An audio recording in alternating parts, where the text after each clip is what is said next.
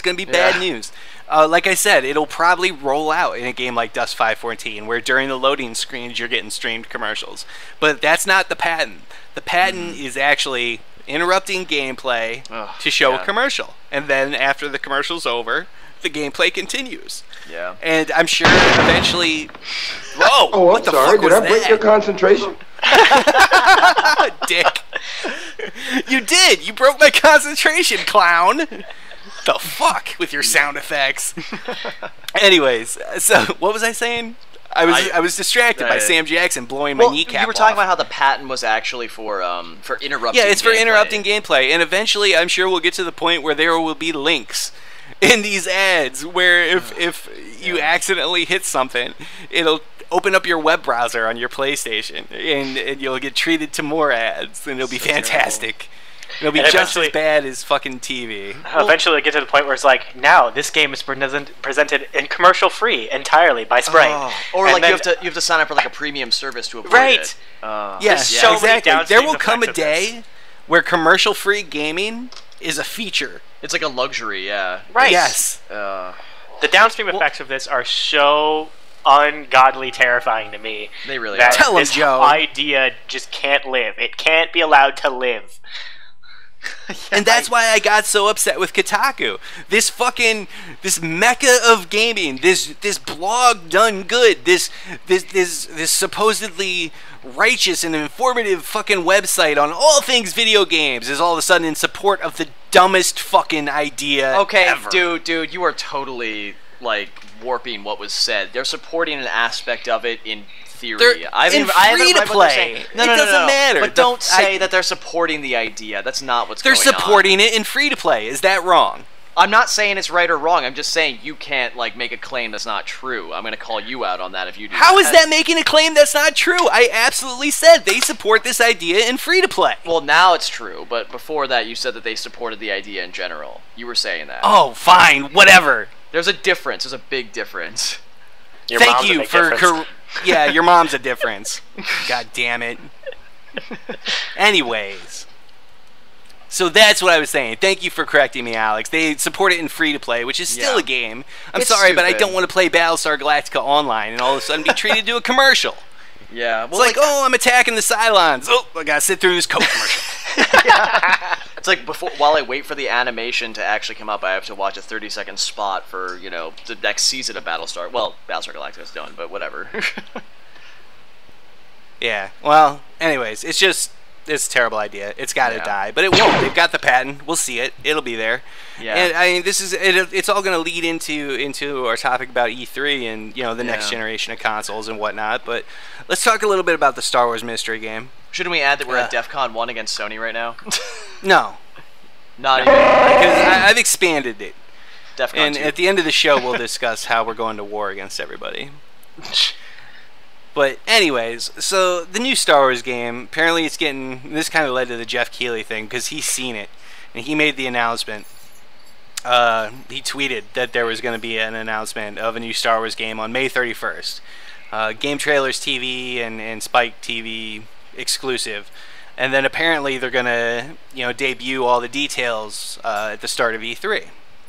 Which is fine, whatever. It doesn't make... The marketing of it doesn't make a lot of sense to me. I don't know why they wouldn't just drop the bomb at E3 completely. I mean, letting us know what it is beforehand and then, making us wait, that's kind of annoying, but whatever. I mean, it's not that long. It's like a week. But we had some spec... Well, no, I'm sorry. Go ahead. Well, I was just going to say, we're looking at Star Wars Connect 2, aren't we? I mean, let's be real. Prepare to be dazzled. Well, we had some speculation on what this could be. The entire internet had speculations on what this Star Wars game could be. And, the front runners right now, obviously, X-Wing versus TIE Fighter. Everybody's been clamoring for this fucking thing. Battlefront 3, A Man Can Dream. Battlefront 3. Oh, if only. Yeah. If only. Jedi Knight 4? Okay, probably not. Well, and then Star Wars, the Force Unleashed 3. Yeah. Those are the front runners right now. I don't know, man. You made a good point about how it's not going to be Force Unleashed 3, though, when we were talking about this yesterday. How, that's, canned, essentially, as a franchise. Well, and that's what I would assume But I don't want to make assumptions. Not this generation, because there's been so much dumb shit that I wouldn't put it past to see more dumb shit. I mean, just the idea of Force Unleashed 3 when Force Unleashed 2 was so terribly bad and absolutely broke Star Wars canon.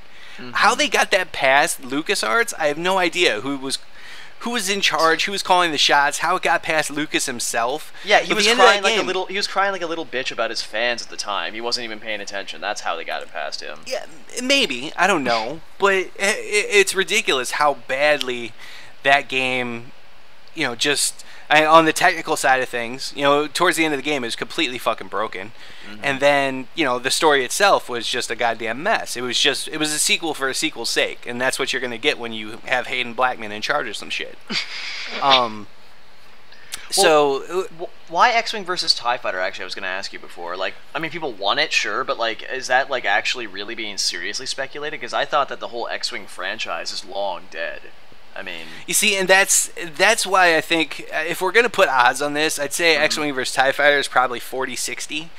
Okay. Because there's a lot of people out there that think that's the like X-Wing versus TIE Fighter and X-Wing Alliance that entire series is the best games LucasArts have ever done. They arguably are right. I mean, to a certain degree. I mean, I love X-Wing Alliance. I cannot express how much I love that game. But yeah, and actually bringing these games back would do a whole lot to put some hype behind LucasArts as a game developer again. Yeah, but the thing is, space combat sims, I don't see those as like, I mean, you can't really do that on a console. I mean, I can't imagine you doing that on a console. So let's talk a little bit about it, because you're right. The series would have to change completely, because there's no way that LucasArts would take this PC exclusive and make a flight sim like back in the day. Yeah. This would absolutely be a dumbed down console version of a space shooter. It'd be like Rogue Squadron, right? Like yeah. I mean, and that's fine because those games are fun as hell. But I mean, yeah, I can't imagine that. But we do have a lot more. There's a lot more you can do on a console these days as well. You could actually add some of those flight sim features in and make it a mix. Sure, yeah. Kind of a cross-genre like thing. I mean, there's so many buttons on the goddamn 360 controller. I guarantee you could map some up, get your throttle to 1/3, 2/3. Map your weapons. Maybe click the right stick to switch your button layout. For defense controls, offense controls. They could totally do something like that. They could. They just have to cut out like resource management, that sort of thing, and like the fancy things you can do with the targeting sensors. No! If I can't adjust my shields, I'm out. Well, see, I can't imagine. Double shields the front. Double shields the front. Exactly. Yeah, seriously. I mean, and that kind of is what gives me pause. Thinking, I just don't think.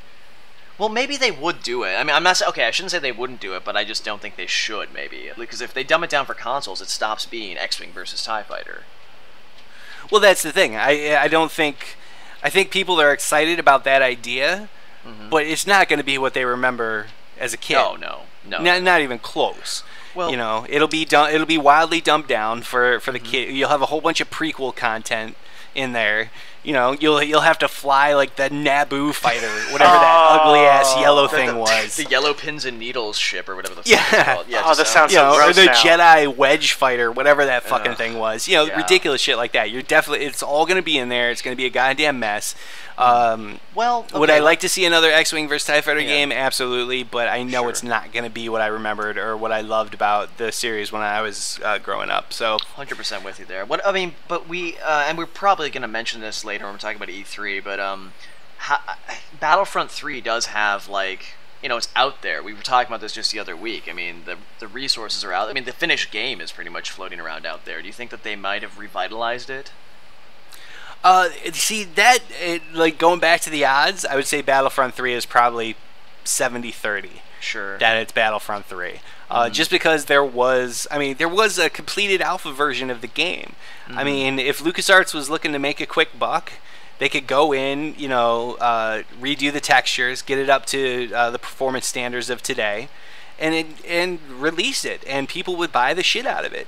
Oh yeah, Bitchin'. Yeah, I think we all would, wouldn't we? I mean, I'd play that. I would totally buy it. Absolutely. Oh yeah. I wrecked Battlefront 2, like, every day. I would just come home and just shoot Wookiees all night long. You wreck it like a filthy whore, yeah. Wreck it. And that's terrible. I can shoot a Wookiee. You're an evil fucking douche. Dude, sometimes I need to get shot, okay? Yeah. Sometimes my clone troopers need to storm that beach, and sometimes I need to shoot some Wookiees, okay?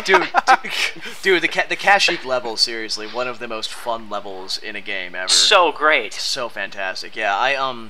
Well, what else is, like, what other Star Wars property is out there that we would like to see? Because, like, I mentioned earlier Jedi Knight 4. I know, Nate, you hate Kyle Katarn for some irrational reason, but... Oh, right, no. Well, he's a fucking bearded douche. Whatever. Yeah. But the Jedi Knight Jedi. games are just they're really what I played Star Wars games for back in the day. They just are so good. I shouldn't even say back in the day. The Jedi Academy was only 9 years ago. But only. Well, it's not that long. I mean, Jedi Knight 1 was, almost 20 years ago. If you get another Jedi Knight game, Alex, you know what it's going to be, right? Force Unleashed 3. You're right. No, it's going to be Call of Duty. It's with a fucking Star Wars skin. Actually, do you guys remember that game for Xbox and PC called Republic Commando? That was kind of like Star Wars Call of Duty, basically. Right. Yeah, I mean, that actually was a not bad game, but I don't think they're... No, it was fun for a first-person shooter, but it made sense, you know? Yeah. I mean, a Jedi in first person, controlling a Jedi in first person has always bugged me. Okay, see, that's, I think, where we differ, but yeah. Yeah, I don't like that idea. I like being able to come out to third person and see what the cool shit my Jedi's actually doing. Yeah, but you could do that in those games. It's just that it wasn't, you had the option of being in the first person, it's true. Right. Well, and then Jedi Academy, or not Jedi Academy, Republic Commando, yeah. You know, that fit for a first person game. Well, they're not bringing that back though, because that was, I mean, I think it did well, but I don't think it was like a runaway hit or anything like that. Nobody talks about it now. Well, that's the other thing. Whatever this game is, I'm saying 90 to 10, that 90% to 10% that it's based in pre-original trilogy which automatically means I'm not buying it. I know that, I was being sarcastic before, but do you think that it might be Connect Star Wars 2? I mean, is that a possibility? And that even Stink would say that stinks. Yeah, well, that's the thing, man. I mean, I'd say probably it's a little too soon for Connect Star Wars 2. Yeah. But it's a possibility, or another Kitty Connect game of some sort. You know, I wouldn't be surprised at all.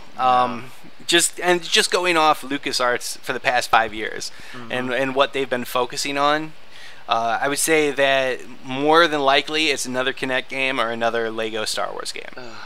Well, what else do they have to mine with Lego Star Wars, though? They've done everything. Everything. They'll do it again, dude. Well, they don't fucking care. Yeah, I suppose not. But they'll do the literally complete saga. It includes the failure. Era. There's no such thing as failure. Only early attempts at success. Yeah, exactly. Yeah, well, like if you don't succeed the first 17 times, try again. Well, one last speculatory question. KOTOR 3. I mean, no way. No, okay. No, I don't think BioWare has enough. There. Yeah, BioWare doesn't have enough people to do that. I think they're unless they pass it. Yeah, unless they pass it back to fucking Obsidian, which would be a goddamn nightmare. We'd get another, what was that espionage RPG they did this generation? It was really bad. I reviewed that fucking thing. I deleted it from the memory banks. Yeah, well, we all know what we're talking about, and that was the last thing they did, and I think that, I don't know, I'm surprised they didn't shut Obsidian down. It was pretty bad. I'm surprised as well. Well, you know, but I think you're right, Alex. I think that more than likely this is, you know, another Kinect Star Wars game or Force Unleashed 3. Or akin to it, yeah. Something that we've seen before. Plus, you know, Jeff Keighley came out raving about this game. So I have no hope at all. Yeah, I was going to say, I don't take his rants and raves about great games seriously. In terms of it, like the announcements and stuff, because it's not his announcement, it's a game trailer / MTV announcement. It's not like an actual opinion. It's something, it's marketing is what it is. Yeah, it's something he's getting paid to say. Exactly, yeah, it's not... the guy is a shill. He's the mouthpiece for marketing. That's all this kid is. Yeah. And that makes me sad, too, because I wish, like, someone would come out, like, somebody else who's prominent in the industry and come out and just say, you know, straight up, I'm not getting paid for this. This looks fucking awesome. But I don't know. Yeah, how like possible that I would don't be. know exactly. Like if another developer would have seen it, Yeah. and tweeted that shit, then I would take it seriously. Yeah. But it's like Jeff Keighley comes out and is like, it's the most amazing thing ever. I love it. You realize Star we're Wars gonna- fans are going to rejoice.